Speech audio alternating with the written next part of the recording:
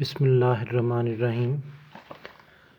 Dear student, आज जो हमने टॉपिक सेलेक्ट किया है चैप्टर नंबर 5 और उसमें एक ही क्वेश्चन इस तरीके से हम आज करेंगे कि वो पूरा चैप्टर जो है वो कवर हो जाएगा। चैप्टर नंबर 5 में सबसे पहले तो हम पढ़ते हैं कि लीनियर इनइक्वालिटीज़ जो हैं ये होती क्या हैं, फिर उसको आगे कैसे ग्राफ बनाना है, कैसे उसे ग्राफ पे रिप्रेजेंट करना है, बाद में देखते हैं। The inequalities representing straight lines, ऐसी इनइक्वालिटीज़ जो कि स्ट्रेट लाइन को रिप्रेजेंट करें आर कॉल्ड लीनियर इनइक्वालिटीज़। अब जो इनइक्वालिटीज़ वो हमें देगा, वो जो हमारे सामने जब आएगी तो वो किस तरह एक्सप्रेस की हुई होगी, उसमें क्या सिंबल्स यूज़ होंगे। तो 4 तरह के सिंबल्स उसमें यूज़ हो सकते हैं। इसको हम पढ़ते हैं ग्रेटर दैन, इस सिंबल को पढ़ते हैं लेस दैन, ग्रेटर दैन और इक्वल टू, लेस दैन और इक्वल टू। ये तो लीनियर इनइक्वालिटी के बारे में हमने कुछ पढ़ा। अब जब हम काम करेंगे तो रास्ते में कुछ कॉर्नर पॉइंट का जिक्र होगा, कुछ फिजिबल रीजन का जिक्र होगा। तो कॉर्नर पॉइंट को पहले पढ़ते हैं। A point of a solution region, ये बड़ा इंपॉर्टेंट बात है कि पॉइंट, कौन सा पॉइंट, पॉइंट तो देखिएगा बहुत सारे होंगे, लेकिन वो वाला पॉइंट जो कि सोल्यूशन रीजन में टच कर रहा होगा, जो वो a point of a solution region where two of its boundary lines intersect is called a corner point और वर्टेक्स। कॉर्नर पॉइंट भी कहते हैं और वर्टेक्स भी कहते हैं। वर्टेक्स किसका? Of the solution region. Solution region में जो पॉइंट इस तरह का जो कि दो लाइनों को इंटरसेक्ट करने से पॉइंट हासिल होगा और वो जो सोल्यूशन रीजन है उसका भी हिस्सा होगा, that is called corner point. Feasible region easy सा है कि सोल्यूशन रीजन जो है उसका ऐसा पोर्शन जो कि फर्स्ट क्वाड्रेंट में एग्जिस्ट करता है, लाई करता है, उसे हम फिजिबल रीजन कहते हैं। पढ़ते हैं इसे। The portion of solution region of a system of linear inequalities lying in the first quadrant is called feasible region for the set of the given constraints. जो इनइक्वालिटीज़ हमें दी होती है उसे हम कंस्ट्रेंट्स भी कहते हैं। जी जनाब, अब आ जाते हैं ना क्वेश्चन की तरफ। एक्सरसाइज 5.3 क्वेश्चन नंबर 1 सेलेक्ट किया है।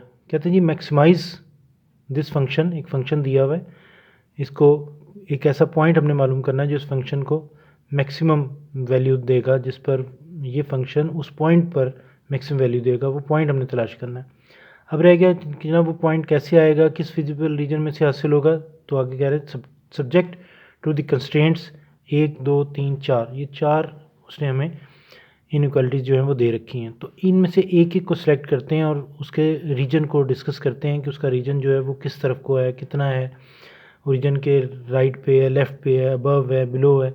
ये एक को अच्छी तरीके से पहले समझते हैं कि किस तरीके से इसको लेके चलेंगे। सबसे पहले जो मैंने सेलेक्ट की है, सबसे पहले जो इनइक्वालिटी है वो ये वाली, इसका नाम मैंने 1 रख दिया।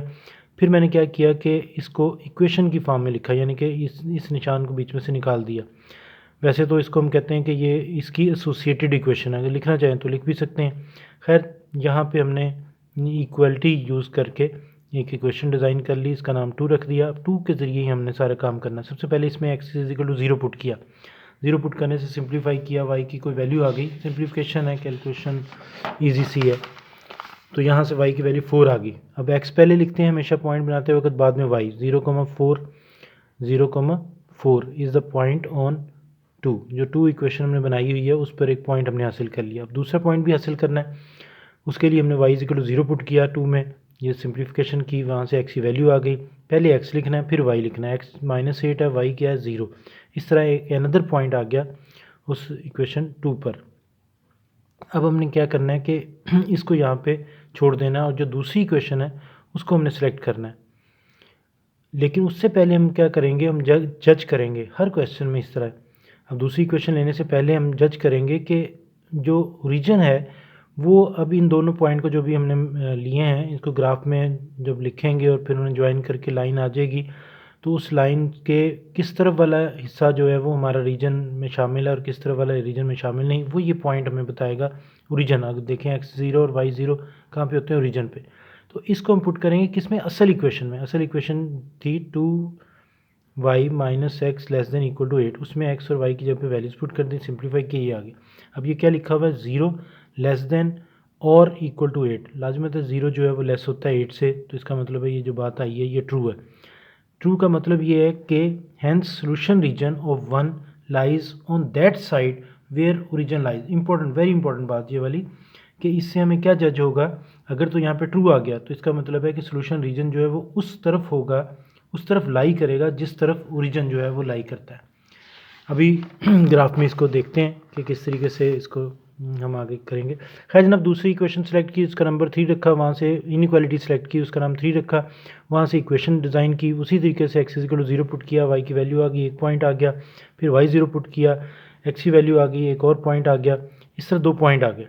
अब इन दोनों पॉइंट को ज्वाइन करेंगे, अभी जब ग्राफ बनाएंगे तो एक लाइन लगेगी, उस लाइन को देखना ये है कि वो लाइन का कौन सा हिस्सा जो है वो हमारा रीजन में शामिल होगा और कौन सा नहीं होगा। उसके लिए फिर वही सहारा लिया ओरिजिन का, दी गई इक्वेशन जो थी ये वाली जिसका नाम 3 रखा हुआ है, इसमें हमने ओरिजिन को पुट कर दिया। देखिए 0 लेस देन इक्वल टू 4, आपके ख्याल से बात ट्रू है? बिल्कुल, मैथमेटिकली 0 जो है वो लेस देन होता है 4 के, तो क्योंकि एज का मतलब है क्योंकि 0 जो है वो लेस देन है 4 से, तो इसका मतलब है ये बात जो है ट्रू है। अगर ट्रू है तो हैंस सोल्यूशन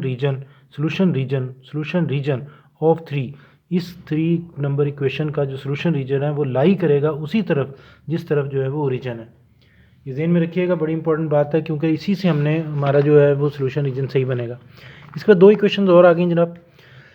एक है x is greater than equal to 0, तो जनाब एक्स इज़ इक्वल टू 0 का मतलब है वाई एक्सिस, ये किसको रिप्रेजेंट करता है, वाई एक्सिस को। अब एक्स क्योंकि ग्रेटर देन 0 है तो इसका मतलब है कि वो तमाम रीजन जो कि वाई एक्सिस के राइट साइड पर होगा। एक्स क्योंकि पॉजिटिव है, ग्रेटर देन 0 मतलब पॉजिटिव, तो राइट साइड पे होगा, ये हमने यहाँ पे लिख दिया। फिर आखिरी इक्वेशन थी y is greater than equal to 0, यहाँ से y is equal to 0, this is the equation of the x axis and y is greater than 0 mean के वो वाली लाइन जो कि एक्स एक्सिस पे पड़ी हुई है और उसका वो वाला हिस्सा जो कि उसके अबव है, क्योंकि वाई ग्रेटर देन 0 कहाँ पे होता है, एक्स एक्सिस से ऊपर।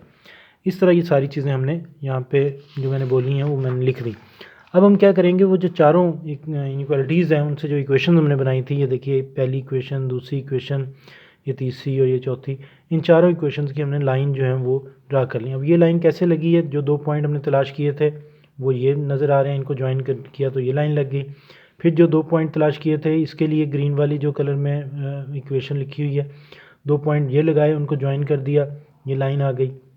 एक थी एक्स एक्सिस की और एक थी वाई एक्सिस की, तो इनके अंदर जो ये देखिए ओरिजिन वाली साइड वाला एरिया जो है वो शेड किया है, इसके ओरिजिन के राइट नीचे जो ये वाला जिस तरफ ओरिजिन है वो वाला शेड किया है, इसके अबव और इसके राइट पर ये जो कॉमन वाला एरिया है ये हमारा जो है वो शेडेड पोर्शन जो है वो आ गया। तो स्टूडेंट इसके ये इतना काम अभी हमने किया, इसमें नेक्स्ट एपिसोड में इसको फिर आगे देखेंगे कि क्या हमने करना है। इसको यहीं पे रोकते हैं, समझ लीजिए ये पहली एपिसोड थी इस लेक्चर की, दूसरी एपिसोड में फिर आगे देखेंगे कि हमने क्या करना है।